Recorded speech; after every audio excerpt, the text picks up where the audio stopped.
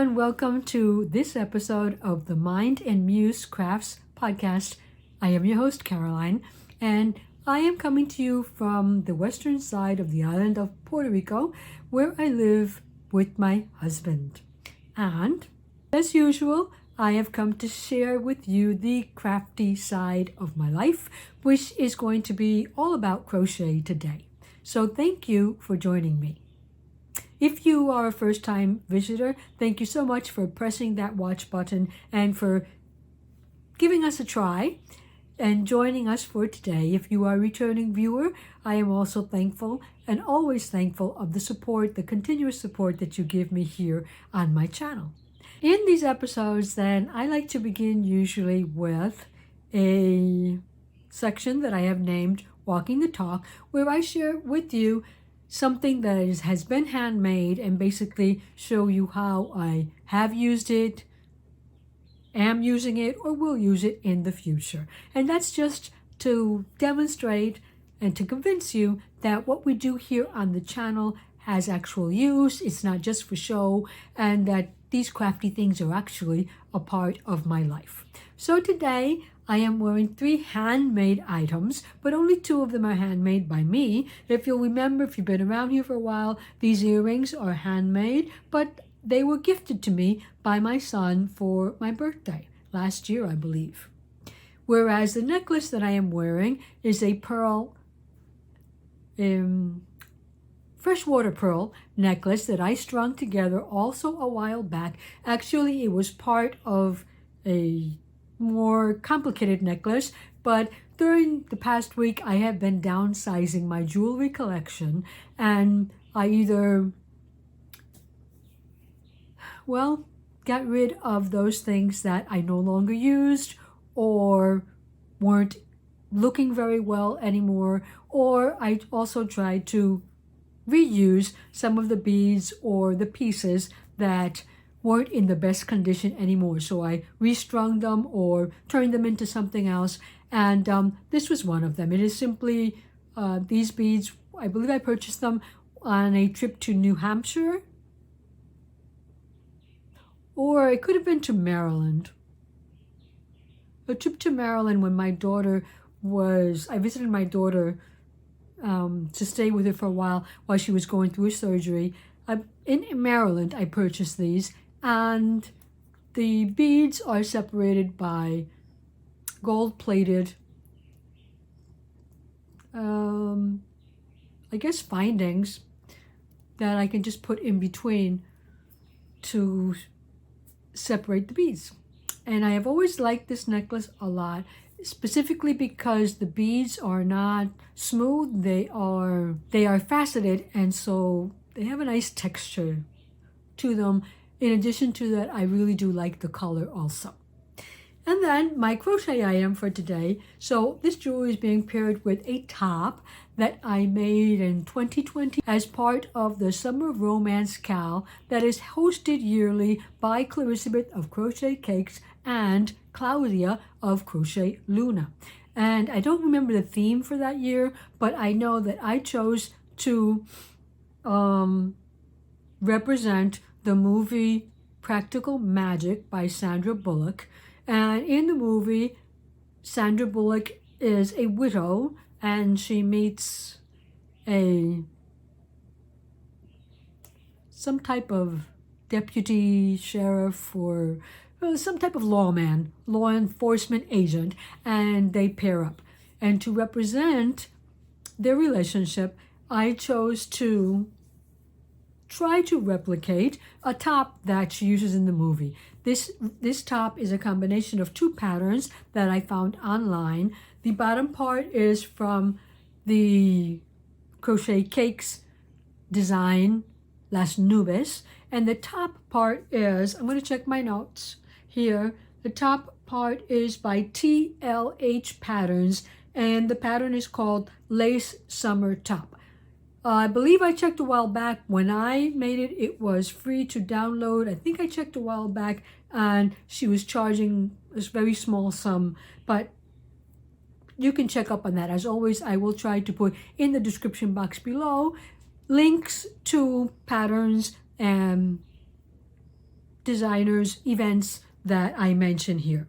So the yarn that I used for this was Drops Bell, which is a combination of cotton, viscose, and linen, and it's a DK weight yarn. And so it is very suitable for summer usage. It has been washed many times, it has been used, and I've been very happy with it for the past 3 years. So we'll go back to the Summer Romance Cal in a minute. I want to start then by sharing with you the project that has almost reached the end of the line here. It is the Hydrangea Cardigan. The Hydrangea Cardigan, if you'll remember. And in this room, I can put it on. It is almost complete, but not quite, because the ends have not been woven in. But I'll give you a little peek at it.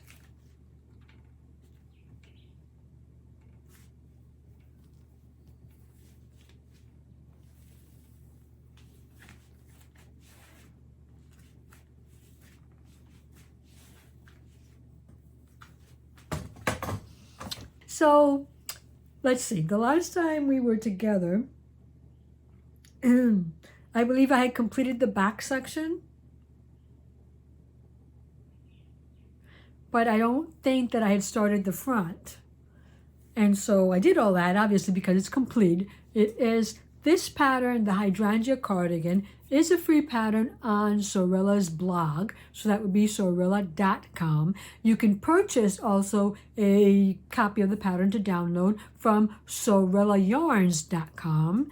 And the pattern, the cardigan, is made in a color similar, like an off-white color similar to this, whereas the pattern that she shows on the blog is made using, I think it's made using Trubu yarn in like a lilac color. And so they might appear different, but I guess they're two versions of the same pattern. Okay, so what happened with this? What crazy things, crazy modifications did I do with this? Well, here, I'll show you the Hydrangea Cardigan here in full from, thank you.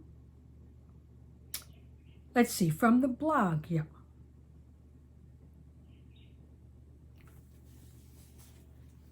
Okay, now if you look at mine is a bit different. The way it hangs is a bit different. Because this cardigan, the two panels that make up the front are attached at the shoulder exactly halfway at the back for one of the panels and halfway at the back for the other panel. So that's why this one opens up, because it doesn't have like a neckline at the back. It doesn't have a space for the neck. And I wasn't too sure that I was going to like that. So I made my panels a little bit smaller and I left room at the back for the neck.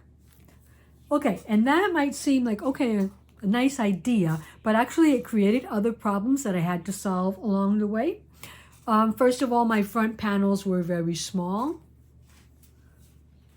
It's gonna be like kind of hard to show you some of this stuff here, but my front panel was kind of small, because actually what I should have done is I followed the small, but I should have followed the back for the medium, maybe have more stitches, and then make the front the size of the small, and that would have, if I connected from the corners, that would have automatically left me a space for the neck at the back, for the back of the neck, and I wouldn't have had the problem with the panels at the front being too small, like smaller than what I wanted.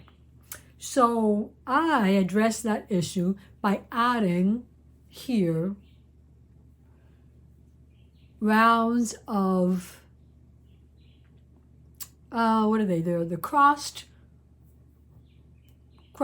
double crochets. And so they start at the bottom, they go all the way up. When I got to the neck, because the back was so close to my neck already, I did single crochets and then I came back down. The following row, I went back around using simply single crochets. And so I went crisscross, double crochets, single crochets, crisscross, double crochets, single crochets, and one round, the first round of merely double crochets. I was going to do it all in double crochet, and then I felt like it was looking too plain. I wanted something more that said, this garment ends here. And so that's why I decided to do that sort of 5-row edging. It would be double crochet, my cross double crochet, single crochet, cross double crochet, single crochet. Actually 6, I believe, 5 rows.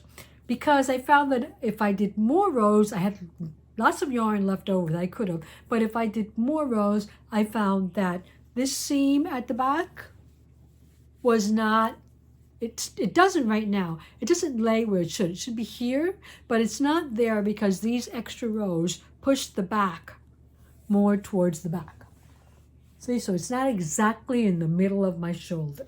And so I was willing to accept that a little bit, but not too much. So I didn't put on the additional rows that I had thought about doing initially. So that was one. Well, that is one, but not the first thing. The first thing that happened was that I had wanted to make this cardigan longer. So the cardigan begins with this panel here. Let's see. This panel, where'd you go? This panel here of V stitches. And I thought I was starting at the bottom. So I added length to the section of V stitches. And then you do a waist section, and then you do the top section. Well, then you do a waist section, then you do a shell lace section. So when I put them together, my waist was too far down because the V stitches were supposed to be at the top. And since I had added length there, my waist was too far down. So I decided that I was going to just turn my panels upside down. I wasn't going to do it all over again because I realized this when I had finished the back and the both fronts and I seamed them at the shoulder. That's when I realized that I had done it backwards. So I decided that I was just going to rip it out and turn it around so that the longer part was at the bottom and the shorter part is at the front. That's why mine has my lace section at the top and my V section at the bottom, whereas hers is the other way around. I don't think that was a big issue. I don't think it looks any worse because of that.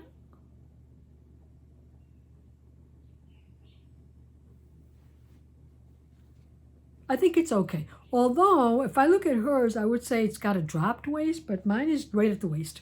So, yeah. Okay, so that was one thing. Because I wanted to add length, but I added length to the wrong section because I didn't realize that the V section went on the top. Then, after I sewed the panels at the top, then I went on to the sleeves. For the sleeves, I wanted to have like a slight bell to it. A slight bell to it. And although hers has a little bit of a bell, mine wasn't coming out like that. Mine was just coming out like a rectangle, which is because the sleeves are basically a rectangle that you sew together. So I just, these last rows here, I did some increases so that they would be more of a bell shaped. And I might have, no, they're basically, hers are pretty long, but I still think mine are a couple of rows longer, but they have that bell shape that I wanted. So after I did the sleeve, then you attach it here at the shoulder, and then your last seam goes all the way down. And what happened there was that I realized that I had sewn my garment together incorrectly because my shoulder seam was on the outside, whereas all my other seams were on the inside. Now, the seam on the outside could have been, now that I think about it, it could have been a designer choice, design modification. It's not that it looks bad, but it wasn't intended. It was just that I had already sewn it all together and I didn't want to rip it apart, so I said I was just going to leave it there as a feature because I'll take it off just so you can see. It turns out to be that it looks like it goes straight across the neckline too. So I just left it there.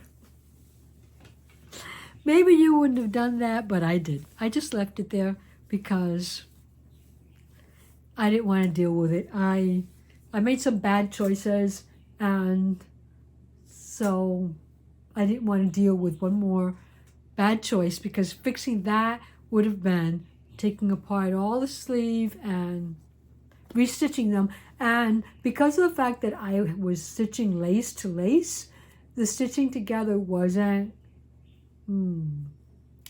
as easy as if you're just stitching actual stitches together. There's a lot of blank space here that you have to figure out what you're going to do with.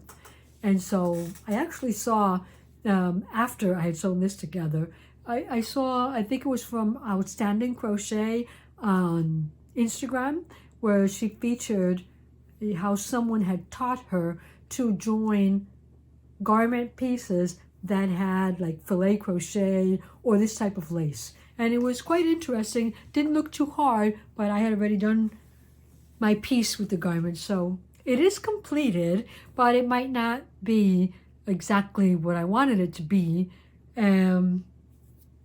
Remember that I made this with a 5mm hook, I told you the last time, and I was using 2 yarns held together. I was using the yarn from Knitpicks, Comfy Fingering Weight Cotton, which is a blend of cotton acrylic, and I think it's Egyptian cotton acrylic, and a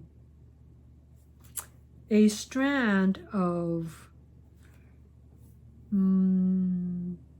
lace weight British wool and silk.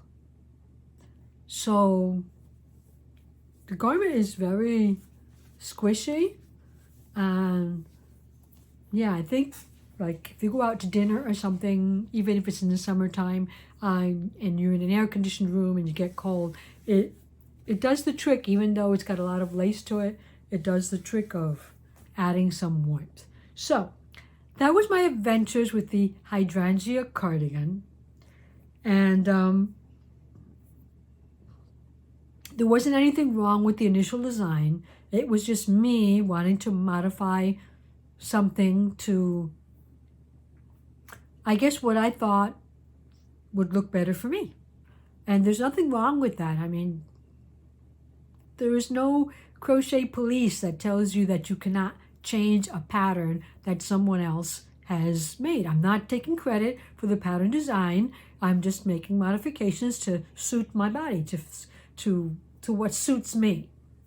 Anyway, I know there are different opinions about that, but I'm okay with it. So that was my hydrangea, and so to see that a couple of weeks, it's been finished for a couple of days now, but you know, I was able to finish it because basically it was the only thing that I was working on, almost the only thing that I was working on for 2 weeks. So I'm going to call this finished. The only thing I have to do is to weave in my ends, and there are some. There are enough so that it'll take me a little bit of time, but then it's all ready to use. During the first summer in my life that I have spent in Puerto Rico, in which we have had excessive heat warnings. We've been in a heat wave for the past 2 weeks, and it's been very outrageous. I mean, there have been some places on the island where they've registered 115 degrees, and I don't know that I have ever heard about that before. And I've been living on the island for 45 years now, so I don't know. Maybe I was ignorant before, or I didn't pay attention to these kinds of things, and now I'm a little bit older and the heat gets to me. So, but anyway, as you know, I go other places where it is not as warm as it is here, so I'll get use out of this. Okay, so that's my one end of the line project. The second project that I'm going to share with you is this year's entry for the Summer of Romance Cal. Summer of Romance Cal 2023 that began on June the 13th and will run until August the 13th, the 15th, something like that. And this year's theme, obviously, since it's current, I do remember it. It is sci-fi romance. So you had to pick a sci-fi novel or movie or play or, something related to not only sci-fi, but also that in the sci-fi element, in the sci-fi novel or whatever, there is a romantic element. Because there are many sci-fi movies that are not sci-fi romances. So I had to look up because I hadn't thought that I had ever read a sci-fi romance. I know I have seen, because I am a series lover, I have seen Farscape. I don't remember if you remember that series and you saw that series, and that has several romantic elements. And then I also saw the series Firefly that was very short-lived. It only had one season and not too many episodes. And then people liked it so much that they decided to publish or produce the movie Serenity. And so that movie also had various romantic elements. And I've also seen Fringe on TV, which I even have that. I am a movie collector. I used to be a movie collector also. So in my collection, I have the complete Fringe series. And that series was one of my favorites. It's one of the series that I can watch over and over again. And in order for me to watch a series over and over again, what has to happen is I have to see character development. I have to see, I'm not in it only to see what happens, but what happens to who? And how do those people respond to what has happened to them? And what relationships are there in between the characters, and how do those relationships grow or crash sometimes? And so I've seen several, and we all know the Star Wars saga and Star Trek saga, and all of those can, at some points, their main purpose is not to be romantic, but they do have romantic elements in them. You can find some romantic couples in them, Guardians of the Galaxy, and maybe even all of the Marvel. Well, yeah, you need to distinguish between fantasy and sci-fi, and so I wonder if Guardians of the Galaxy would be fantasy or sci-fi. Not sure. But anyway, you can see the first combined podcast in which both Clarissabeth and Claudia get together to talk about the theme sci-fi romance, what it is, what it isn't, and what they expect from the projects that enter into the CAL. And you can see that on the first installment, the first podcast. The second episode that they recorded together is about the yarn and the projects that they have chosen. So that's already up also. and they'll give you a better idea of what they mean by sci-fi romance. But I was getting into the mood a couple of weeks before they actually, well, the calendars already started, but a couple of weeks before that, when they actually uploaded their first United episode. And I was thinking that I had never read a sci-fi romance novel. So I just went to Google and sci-fi romance novels. And I don't know if it was one of the first things that came up, but it did come up. My eldest daughter gifted me a Audible membership for Mother's Day. And so I've been trying to really, I asked her for a 1-month trial so that I could see, because I've always felt that I wouldn't use it enough. But she gave me the whole year, so now I don't want to see. I want to make sure that I use it enough so that her investment is not wasted. And so I looked up on Google sci-fi romance novels, and one of the first one that came up was Shards of Honor by, I believe it's Lois McMaster. Is that her name? Where'd it go?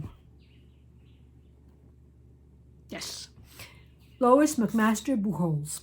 And this Shards of Honor, there's some debate about whether or not it is the first book of the saga. Some people say it is, some people say there's one before that. There is a book before that, but I haven't read it, so I can't tell you if it actually includes the same topic. The idea of her,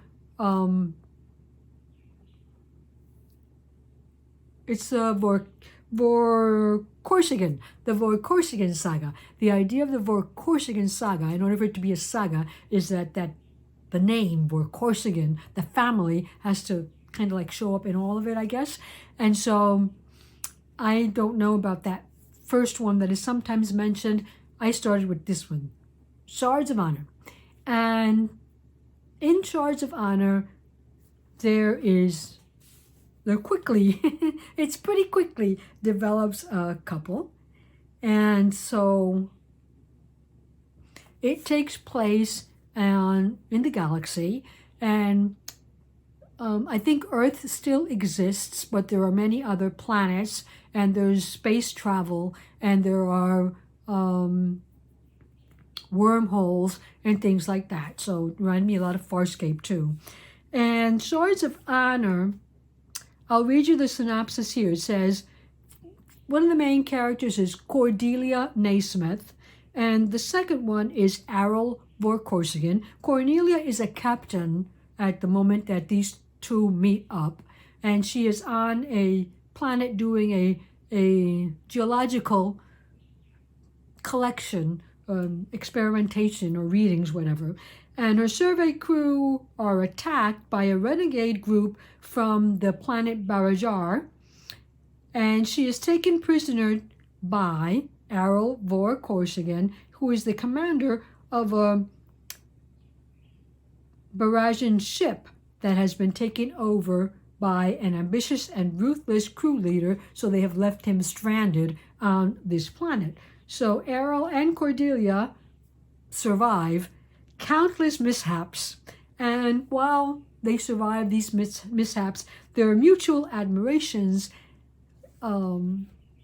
grows, and ultimately they fall for each other. So I liked that first part of the saga, that first part of the series. I had to get used to the voice who was reading it. He does read several of the books of the series that are on Audible. And but once I got over that, I liked the story. I think the romance developed a little bit too quick for me, but you can kind of understand it once they begin to explain the customs and traditions of Barajar. So yeah, I have to say that I liked it. And I have read the second book, which is called Barajar, and it's about their experiences on the planet. The third, which is called The Warrior's Apprentice, I have read that too. And I am starting on the fourth book of the series, which is called Borders of Infinity, and that book is actually compilation of three, well, stories, some one longer than the other, but they were separate, and then they were published together, and I guess they kind of like make up this fourth book.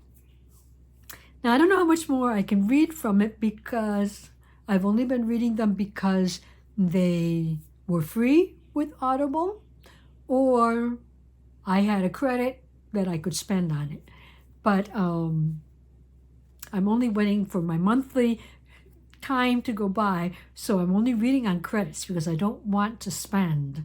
It's like Audible books I know are very expensive, and it's not that I am cheap and I don't appreciate all of what these people do, but it's just that I'm not in a position right now where I can spend that much money.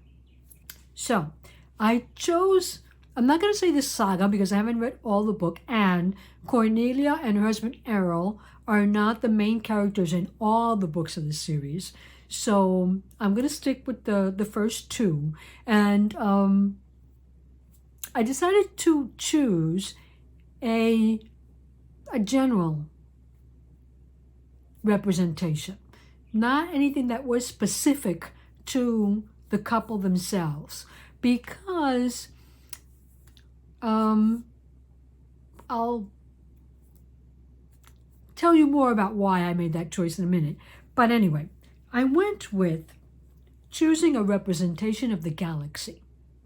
And so on Ravelry, I found a pattern for, I think it's originally, well, the mini pattern, because he usually produces his patterns in two. One is a mini, which he produces for free, and you can download it from Ravelry. And the other is the complete pattern, which usually makes a rug. Yeah, some type of item for the floor. So you can make it small, you can make it very large. My idea is to make this into a wall hanging by attaching the final product onto a large, very large, the largest I can find, embroidery loop. And then I'll hang it on the wall. So I am using for this his pattern. And when I say his, I mean Frank O'Randall. His pattern, which is called Galaxy of Change. Okay, Galaxy of Change. And he uses 7 colors. And this is called the mini because the mini only has 39 rounds. And I believe the rug goes past 100. So I guess you repeat. Or you don't have to repeat because it'll be very hard to repeat because your rounds get larger and larger and larger. But there are over 100 rounds on the complete pattern. The complete pattern is sold. It's a pay-for pattern. So I thought that depicted the galaxy. I was just so impressed by it, I didn't look any further. That's what I was going to do. And so, I mean, I had other ideas, but that's where I sit. So this is where I'm at right now. I have completed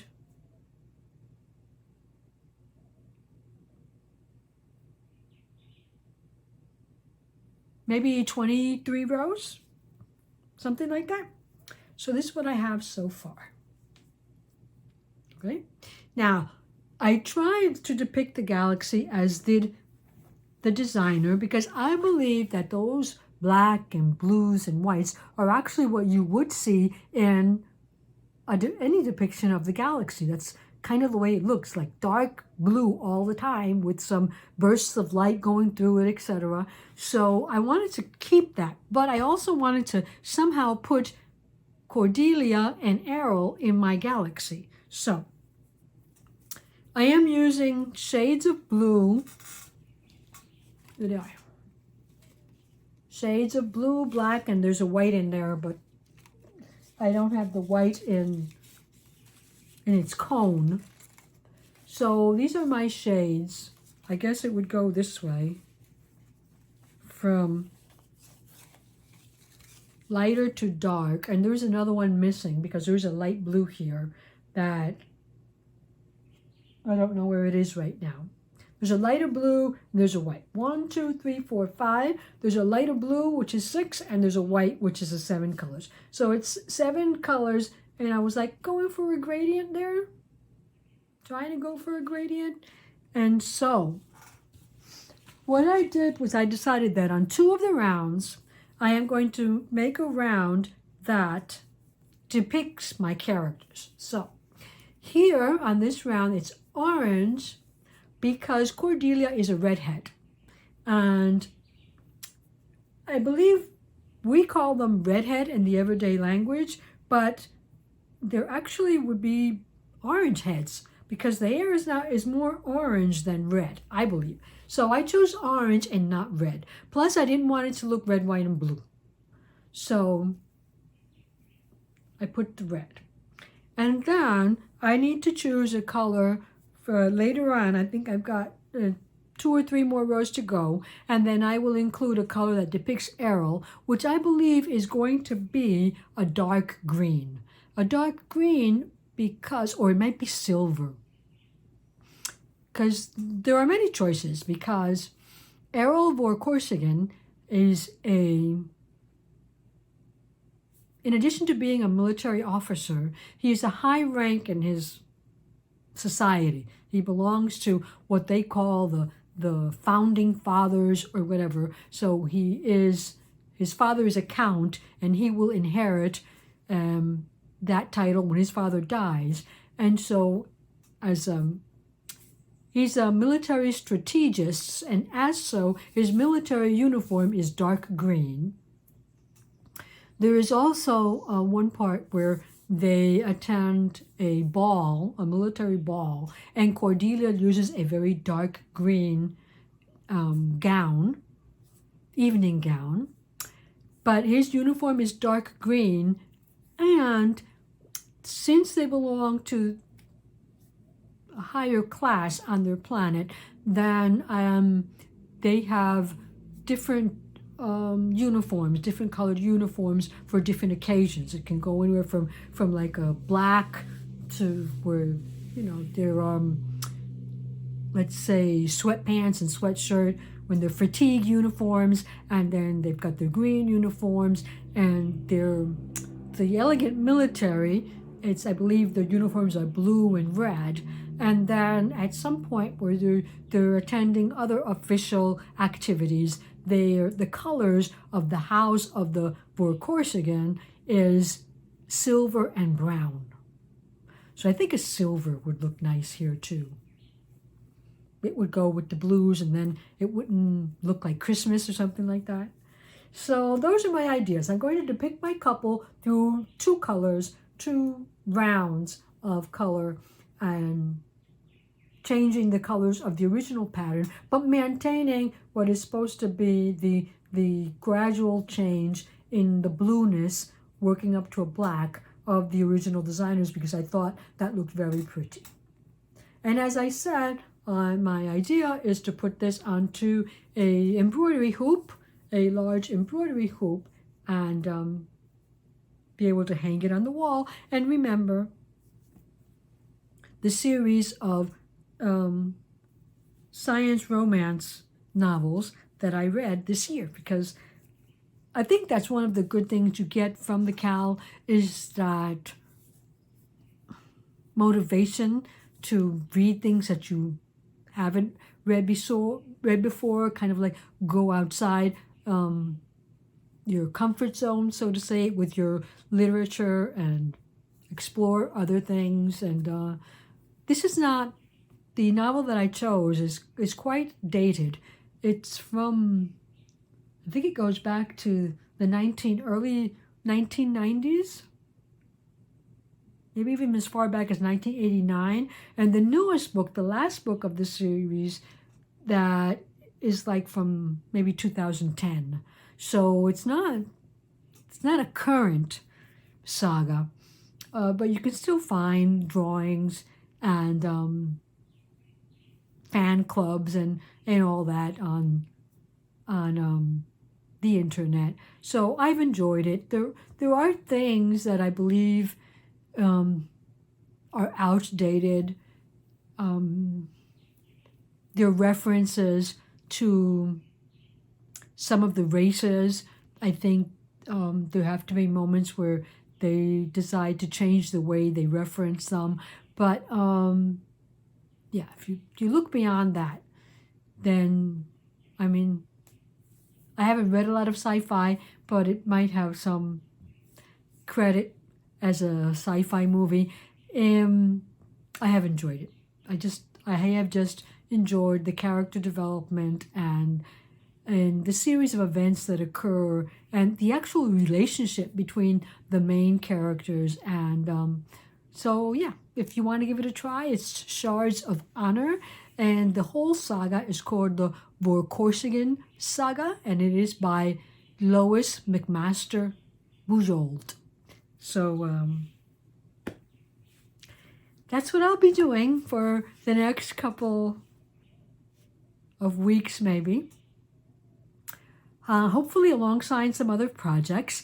I am traveling to visit Elizabeth this weekend because we're going to spend Father's Day with her.